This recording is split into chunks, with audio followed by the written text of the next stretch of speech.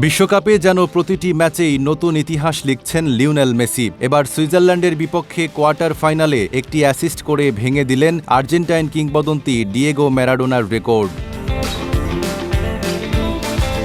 ম্যাচের নবম মিনিটে কর্নার থেকে অ্যালেক্সিস ম্যাকঅ্যালিস্টারের গোলে সহায়তা করেন মেসি। এটি চলতি বিশ্বকাপে তার দ্বিতীয় এবং বিশ্বকাপ ক্যারিয়ারের 10ম অ্যাসিস্ট। এর মধ্য দিয়ে বিশ্বকাপের ইতিহাসে সর্বোচ্চ অ্যাসিস্টের মালিক এখন তিনি।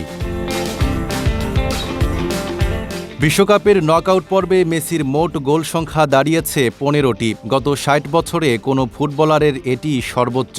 এ তালিকায় তিনি পেছনে ফেলেছেন কিলিয়ান এমবাপে, যার গোল অবদান 14টি। আর ফুটবল ইতিহাসে ক্লাব ও জাতীয় দল মিলিয়ে সবচেয়ে বেশি 410টি অ্যাসিস্টও মেসির দখলে। এছাড়া তিনি প্রথম ফুটবলার যিনি বিশ্বকাপের 6টি ভিন্ন আসরে অন্তত একটি করে অ্যাসিস্ট করেছেন।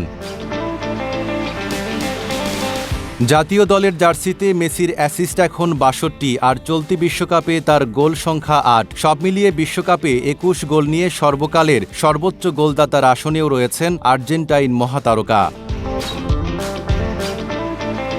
Desk report, Dhaka post.